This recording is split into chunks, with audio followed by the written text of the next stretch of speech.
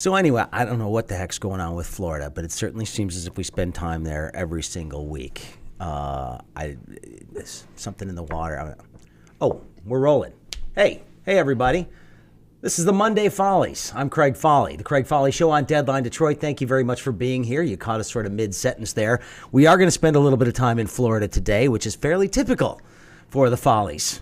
I don't know why, as we were just suggesting. I'm not sure what it is. Something in the water, the humidity, makes people a little bit nuts down there. But I have some great panelists today. Alan Lengel is here, editor here at Deadline Detroit. Alan, thank you very much. Appreciate it. Thanks for having me. And also Chato Hill, man about town, advertising legend, Boulevardier, I do believe is the new title that we have for Chato these days. That, yes. So that works out. Thank you for being here, sir. I appreciate it very much. Love it. And again, we figured that Fridays, everybody's already in a good mood on a Friday. We thought we'd move the Fahles to a Monday. Excellent. Because Mondays typically kind of stink. I'm in a great mood. Well, I am now because we're starting the Fahles. So Yeah. I mentioned at the beginning, and they probably overheard, that we are going to spend some time in Florida.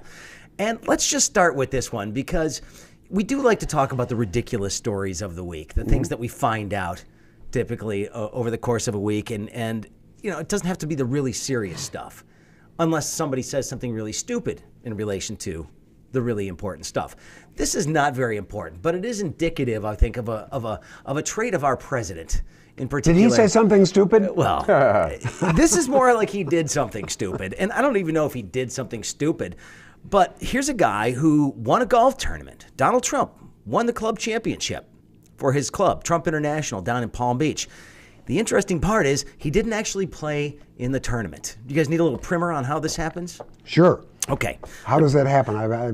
The president, of course, is a member. He is the owner of this golf course. He has won this club championship before, and apparently he's a pretty good golfer, about a 2 handicap or so, a little bit more perhaps. But he obviously hasn't been able to play in this tournament. He's the president of the United States. You don't have time to play in your club championship. So he didn't play.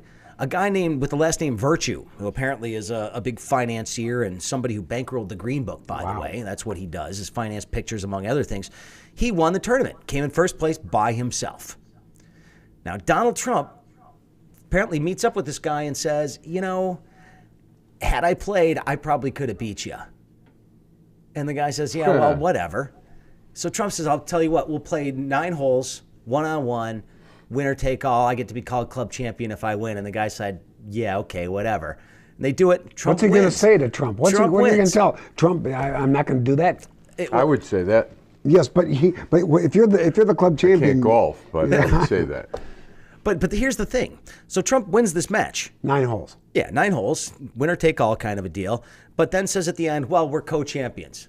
Well, apparently this Virtue guy has 2018 co-champion above his locker. Donald Trump just says 2018 club champion. Does not share it at all. Didn't even play in the tournament. Now, I'm not suggesting that he didn't beat this guy in golf. By all accounts, he did beat this guy in golf, and he is pretty good. He's better than I am. That's fine. But Alan, what does this say about a man that still needs this sort of validation at age 70, whatever, to sit there and suggest that he is the champion? I'm the best. It's a shocker, first of all, that he would do something like that. I mean, it's a recurring theme. The man is a narcissist. It's it's a dream job for him. He's a narcissist, and the world really does revolve around him, which is a dream of every narcissist. But in his case, he's really achieved the pinnacle of narcissism, and so it's just another, chapter. I'm sorry, but leader of the free world seems to be a little bit more important than 2018 club champion. Just seems to me I don't know. That might be the kind of thing that he should be worrying about. Well, I hate when they call him leader of the free world. The president of the United States usually is given that honorarium. Yes. Right. But it's like for that person, he's not even the leader of America. He's not even the leader of Manhattan. He's not even the leader of leader of Mar-a-Lago. He's the right. leader of Mar-a-Lago and the Trump International. If Craig's going to have a laptop, we're going to have our laptop. Yeah, that's right. That's right. But I don't condemn him for any of his golf triumphs. Any man who can, It's the first thing I've known that he could actually do well. If he's got a 3 handicap, that's very good in golf. He's freaking Judge Smales. Are you kidding me? I guarantee you, winter rules. He's kicking it down the fairway. Absolutely. When nobody's looking. His caddy's looking the other way. The Texas wedge. The idea that you would suggest he would cheat in any way is, I'm offended. I'm offended. I'm offended by that. We're offended. Well, I don't know. I just thought that this was so funny. When I read this, it was in Golf Magazine is where I found this article. I'm like, all right, that's pretty funny. How does a guy become club champion in a tournament he doesn't actually play in? So basically, all you have to do, so he gets basically a bye in the tournament all the way until somebody wins, and then they have to take on Donald Trump for the actual right to be crowned champion. That seems pretty convenient. I kind of like that. Well, you talk about small things. He's got bigger things to worry about. I mean, he was attacking Arnold Schwarzenegger for the low ratings. He watches Saturday Night Live and goes after Alec Baldwin. I mean, there's nothing too small for him to go after. I tend to think he's easily distracted by really the much bigger things are being ignored for the things that he is more interested in. He's not interested in the little countries around the world, and frankly, he's not interested in a lot of things, but he is interested in him and how he plays out. And so...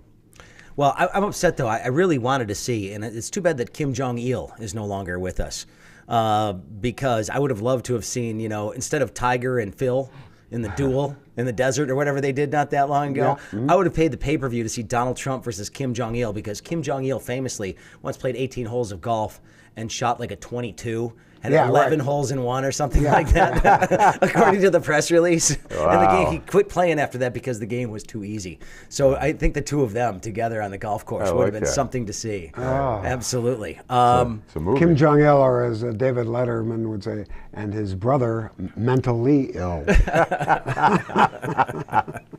Well, let's stay at Mar-a-Lago, shall we? Let's. Because this story with this former spa owner. In Florida is getting weirder by the day. Her name is Lee Yang, goes by Cindy Yang. She's the former owner of this massage parlor where Robert Kraft was allegedly caught soliciting a prostitute. Underage. Potential trafficked woman, allegedly. She's been hanging out with a lot of high-rolling Republican donors. In fact, there's a bunch of pictures that showed up over the weekend with her at Mar-a-Lago for a Super Bowl party, getting her picture taken with Don Jr., Eric Trump, Donald Trump, some selfies with some other folks there.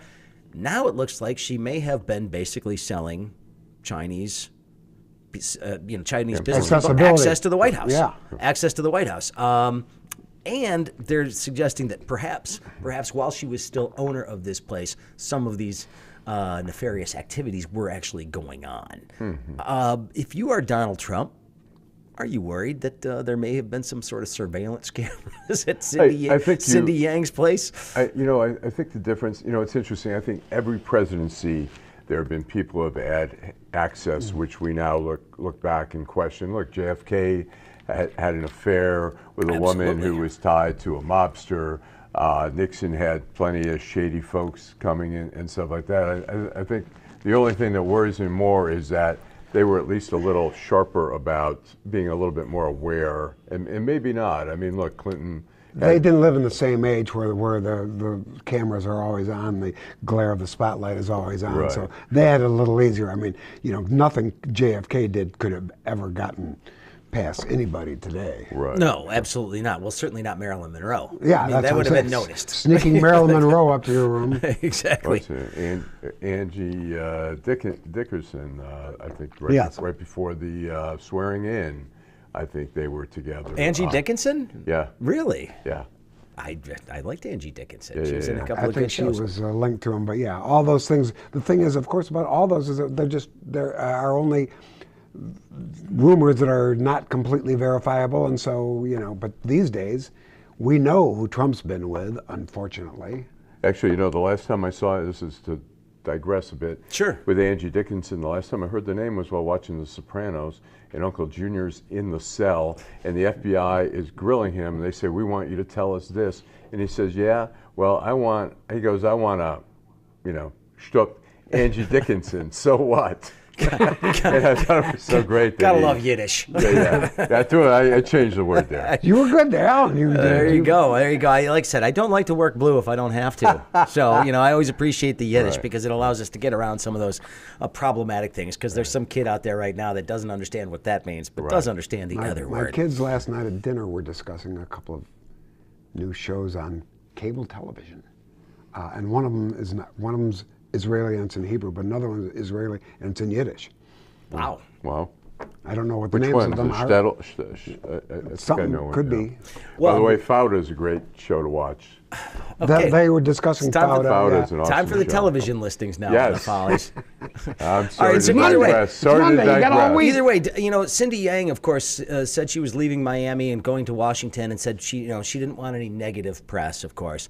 Do you have a feeling that there's anything more that's going to come out of this thing, or is this just basically going to be Robert Kraft gets busted and everything else is just sort of forgotten? I don't know that's anything about Cindy Yank. Or did you say Cindy Yank? Yang? Cindy Yang. Her name is Lee Yang. That was a little joke I worked in there. Well, I got that. I work blue if I can. I don't know. It's just like we are always saying, you can't keep track of this shit anymore. Everything that has to do with Trump is every day there's 16 new things, and you've forgotten the 2 or 3 important ones that happened yesterday. It's like you said about all these little things. I don't care about those little things. I care about how he's ruining our court system, how he's ruining the, our trade system, how he's ruining this. He's still active doing all this stuff, even though. Yeah, well.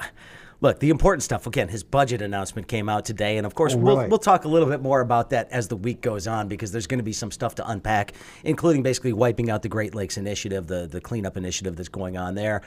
He tried that last time around, didn't get through. We'll see whether or not that gets re-added into it. What? I was going to say, when you're talking about the courts, I mean, it's sort of interesting footnote that he's nominated nearly 170 federal judges for different various judgeships. He's just nominated the first black for this district to replace Jerry Rosen, who retired to move on. The very first person, although when I covered the federal courts for the Detroit News, really, I realized that over a 12-year period, and I didn't cover for all 12 years, but from Reagan, the two terms of Reagan and Bush, 12 years, there was not one black person nominated for the bench, and it was only after Bill Clinton came in that changed. So it's an interesting thing. I mean, particularly in Detroit. I mean, you would expect a little balance there. Well, an interesting point there. Well, like I said, this is not for the important stuff, though. We're supposed to actually be having fun. Oh, that's right. Don't forget. It's the Monday Fahles. It's the Monday Fahles. I got confused. It was on like Monday. I said, so there is all this important stuff, but there's also a lot of really stupid stuff to talk about here, including Tim Cook's visit with President Trump the other day. Tim Apple? Tim Cook, the CEO of Apple. Here's my favorite part about this. So President Trump is human, as much as he doesn't want us to believe it. He called him Tim Apple. Yeah. Now, first, he lied about actually doing it. He said, I never said that. I never said that. Well, and they're like, well, here it is on tape. He's like, well, I did it to save words and time.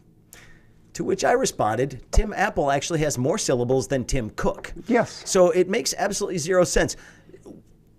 I don't care about making that mistake. I really don't. Nobody gives a damn that you screwed up a guy's name. It happens all the time. I do it every single day. But I'm telling you, why? Why do you have to come up with some sort of an excuse for why it happened? Oh, I did it on purpose. I was trying to save time. That is the stupidest thing I've ever heard. And at some point, I say that at least once a week, the stupidest thing I've ever heard.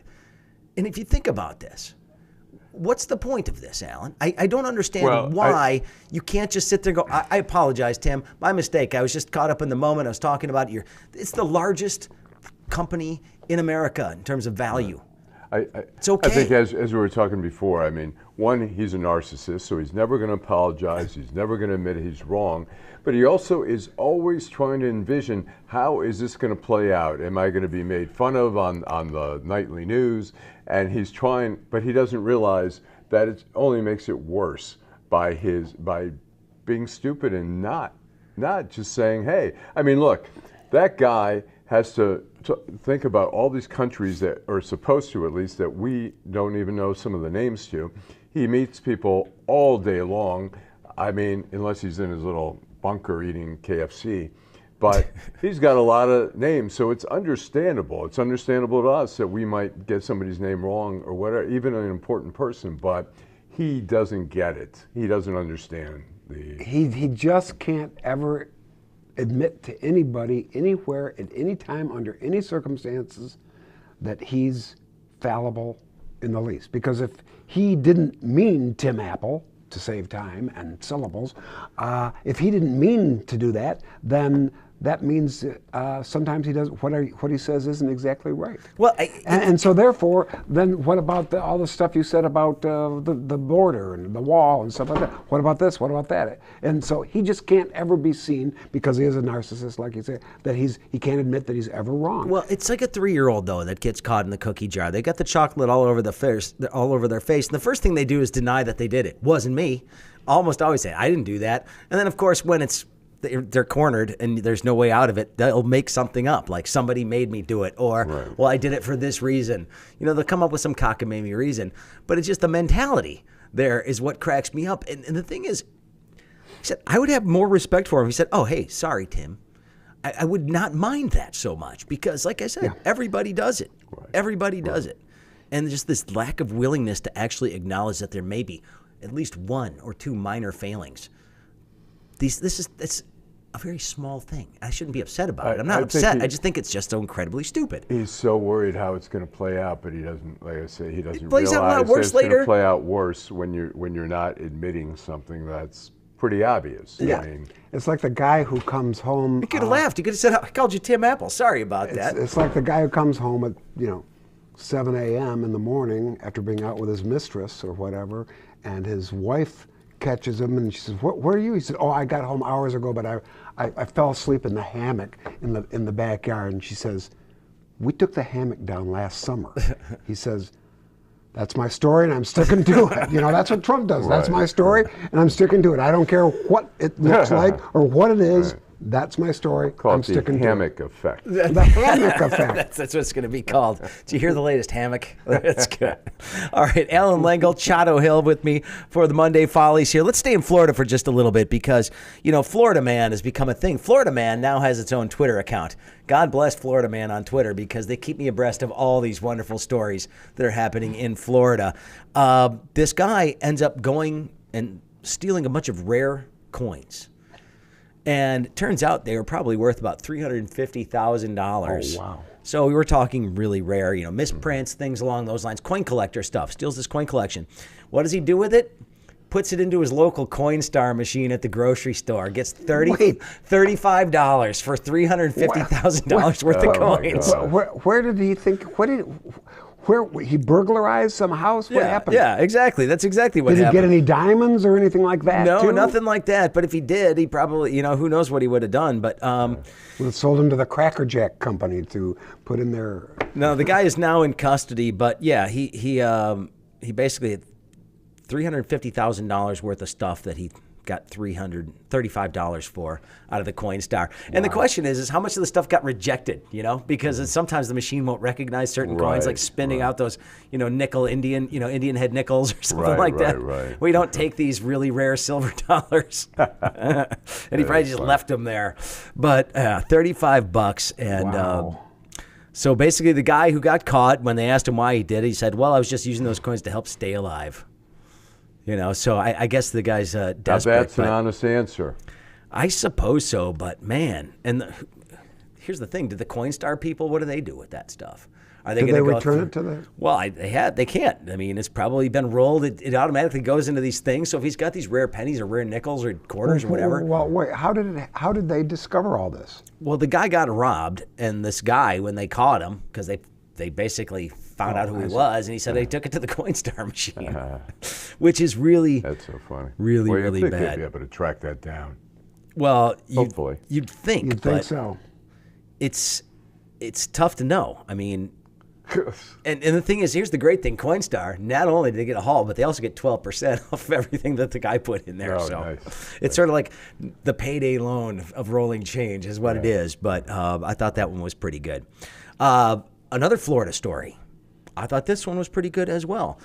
There's a guy in the Orange County. He's at the impound lot. His car gets towed away, and he decides to get revenge on the Orange County towing people.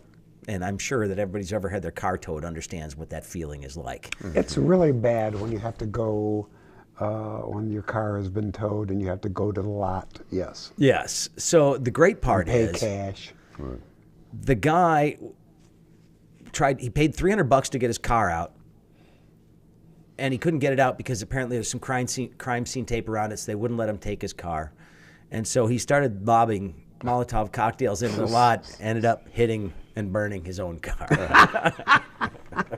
That's so funny. So I'm not exactly sure what's going on there. Maybe he was trying to destroy some evidence. We're not exactly sure. Right. But wow. yeah, that's not good. I like I said, I understand the frustration. If you've ever had your car towed, it is an annoying experience. But I don't think throwing fire at the problem. Molotov cocktails may not be the solution. No, probably not. I have a feeling he's probably going to have to worry about a little bit more than his car being impounded for a while. Right. I think that's the kind of thing that maybe he was trying to destroy the coins he had stolen. Really. All right, gentlemen. Should we do this story? I thought this one was pretty good. There's been a big debate here in Detroit recently about gentrification and sort of the hipsterification of the city of Detroit. Absolutely, this was a great story. There was a study out of Brandeis University about the hipster effect, and what this study was trying to suggest, and this is great. What starts out as nonconformity typically turns into very much conformity, that everybody who's non-conforming ends up looking the same after a while. Yeah. Whether it's punk rock, whether it's rock and roll, whether it's hippies, whether it's hipsters. Exactly. So, but the great part about it was they had this study and they published a picture of this guy from the MIT Technology Review, and there's a picture of this guy. And the caption was a shot of a handsome young man in trendy winter attire against a wooden background. So it's a guy wearing a plaid shirt, a beard, and a knit hat. So this guy, who's really insulted by the study, writes them a letter. And here's what he said in his letter. You used a heavily edited Getty image of me for your recent bit of clickbait about why hipsters all look the same. It's a poorly written and insulting article, and somewhat ironically about 5 years too late to be as desperately relevant as it is attempting to be. By using a tired cultural trope to try to spruce up an otherwise disturbing study, your lack of basic journalistic ethics in both the manner in which you reported this uncredited nonsense and the slanderous, unnecessary use of my picture without permission demands a response, and I am, of course, pursuing legal action. So this guy did not want to be seen as handsome man in trendy winter attire. What a horrible image. Now, here's the great part about it. Yeah. He wasn't the dude in the picture. Oh, my God. It wasn't him? No, he thought it was him because there are similar pictures of him looking just like this other guy. So which basically the study's authors were like, yeah, you kind of proved our point. Yeah. And so here's the best part about this. Here's what he writes back. This is I have to read it. After the misunderstanding was cleared up, the man responded by saying to Getty Images, quote, "Wow, I stand corrected, I guess. I and multiple family members and a childhood friend pointed it out to me. Thought it was a mildly photoshopped picture of me. I even have a very similar hat and shirt. Though in full color, I can see it's not the same. Thank you for getting back to me and resolving the issue." But he didn't take back any of the words about the bogus study in this. What I want to say is that they should be responding to him, and we will, of course, be pursuing legal action for your slanderous.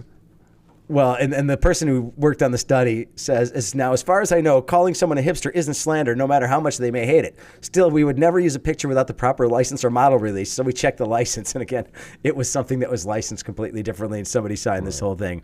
So, yeah, he basically proved the whole study that hipsters are all starting to look alike, and that nonconformists are actually, in reality, conforming. So that people that just dress like I do are kind of, becoming the outliers here. That's right. So at what point do I become the hipster? Do we go full circle? I have no tattoos and I wear normal clothes.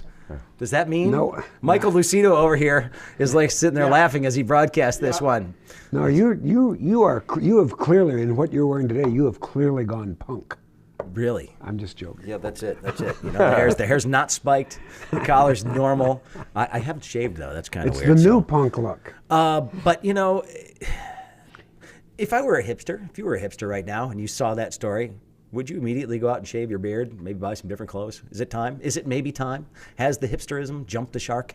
Are we getting ready to hang up our scooters anytime soon? I was with a bunch of hipsters the other night. They're wonderful people. In Hamtramck. Yeah. And they do not all look alike. I know they don't. No, I'm saying so. No, I do not have to do that because yes, there are some people who look like me. The hipster says to himself, but there's also 90% of these other hipsters who don't look like me, and so no, I don't have to. I haven't jumped any sharks. They're doing fine. The hipsters. All right. They'll survive. They'll survive this one. And where they will. They'll survive this. And where would we be without them? Speaking of the hipsters, though. Speaking of a quintessential hipster or a quintessential doppelganger for a hipster, it was recently announced that Fred Armisen is coming and is going to do a comedy show at the Crowfoot at Comedy for Musicians. Very nice. And then everyone else is invited. But I just think that he would have the proper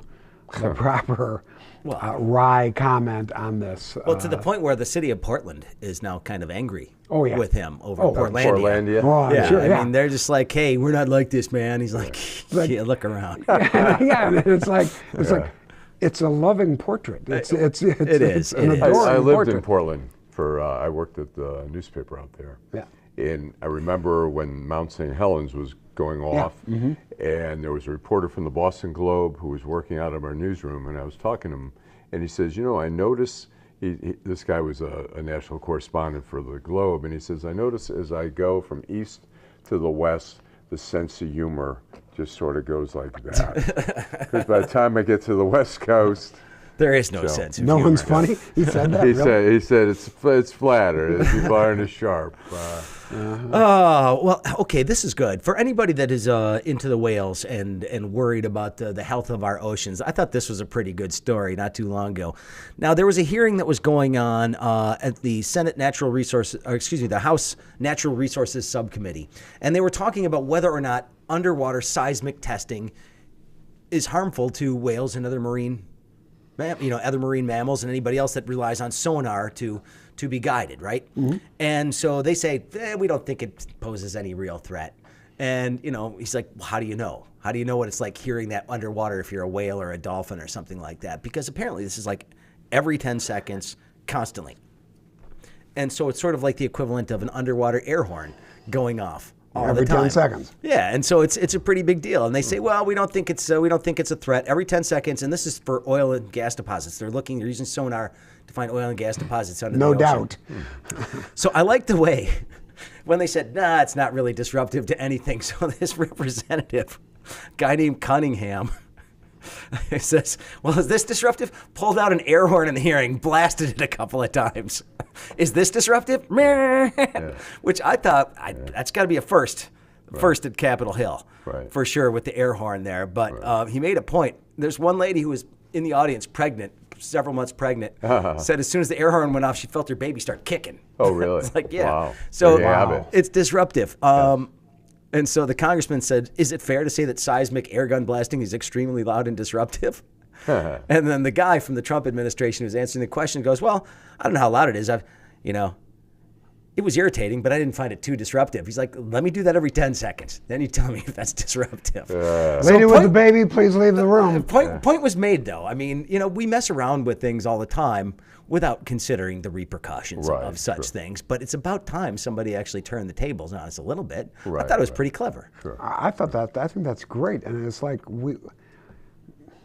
we shouldn't, somebody should be thinking about that before they even do it, or to say, we're going to try it for a day. And well, the question is, Trump's administration response would be, well, we haven't heard from the whales.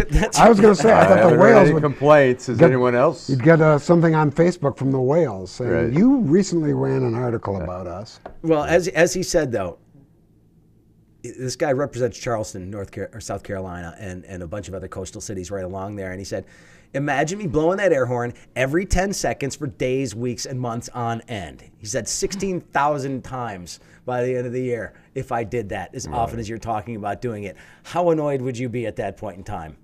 I would maybe there's something like a Tylenol for whales. Just or some earmuffs or something. Yeah, something. But earmuffs. I like that. I thought it was a really well done Noise stunt. canceling headphones. They could wear noise canceling headphones. There you go. All right, we've got about 2 minutes left, and I got to wrap up with this one. This seems like an obvious lesson, but there was a woman at a zoo in Arizona. Decided that she wanted to get a selfie with a jaguar. Reached into the enclosure so she could lean into the enclosure. And guess what? The jaguar attacked her. That's Messed her up pretty good. Shocking. Shocking. What happened to her? Well, she's alive. She's alive, thankfully. She's got some scratches and some other things, but she was reaching across the barrier to get a selfie with the jaguar, and the jaguar did not take kindly to it and attacked the woman. So we always talk about Darwin Awards and things along those lines. That one's got to be right up there, isn't it? We discussed this last night at dinner, my family, and the Darwin Awards came up, yes. Does everybody know what the Darwin Awards are? Explain what the Darwin Awards are. The Darwin Awards basically are awards every year for the dumbest thing that people could possibly do. The do. dumbest things that humans do. That's the proof that we are not evolved. They're not the survival of the fittest, and those people who have done these dumb things, they're so dumb, maybe they should be winnowed out, so to speak. I saw or not chosen to go on. You know, I know it's the Monday Fahles and everything, but I saw a movie over the weekend at the Detroit Institute of Arts at the Detroit Film Theater, and it started during the war and before the war and in Germany, and they were weeding out people. Any people who have just demonstrated any kind of mental incapacity, they were basically getting rid of them because they had to have the purity of the species. Just like Dr. Strangelove, purity of essence. All right, well, we got to wrap up the Monday Follies for today. Gentlemen, I appreciate it.